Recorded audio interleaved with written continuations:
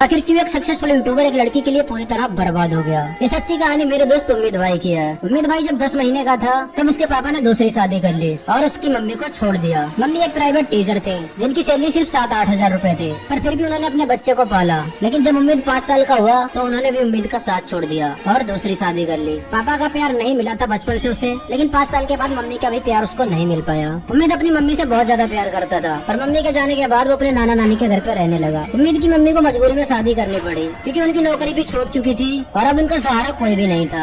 शादी के 2 साल बाद ही उम्मीद के पापा ने उम्मीद की मम्मी को छोड़ दिया था, पर फिर भी उन्होंने 5 साल तक उम्मीद को पाला और उसके बाद उनके मम्मी पापा ने उनको बहुत समझाया तो उन्होंने दूसरी शादी कर ली। उम्मीद की मम्मी महीने में 1-2 बार उम्मीद से मिलने आया करते थे। उनको देखकर उम्मीद बहुत ज्यादा खुश होता था। वो अपनी मम्मी से हमेशा बोला करता था, मम्मी तुम मेरे पास क्यों नहीं रहती, तुम जहाँ रहती हो मुझे भी अपने पास ले चलो। यहाँ पे जितने बच्चे सबके पापा हैं, पर मेरे पापा कहाँ है मम्मी। तो उम्मीद की मम्मी बोलती थी तुम्हारे पापा बहुत दूर एक शहर में गए हैं, वो जब आएंगे तुम्हारे लिए बहुत सारे खिलौने लाएंगे। तो उम्मीद बोलता था, मम्मी मुझे खिलौने नहीं चाहिए, मुझे मेरे पापा चाहिए, उनको बोलो जल्दी आ जाए। उम्मीद की ये बातें सुनकर उनकी आंखों में आंसू आ जाते थे, पर वो बेचारी क्या कर सकती थी। उम्मीद के पापा ने उनको छोड़ दिया था, पर जहाँ उन्होंने दूसरी शादी की थी उन्होंने उम्मीद को अपनाने से मना कर दिया था, इसलिए वो उम्मीद को अपने पास नहीं रख सकती थी।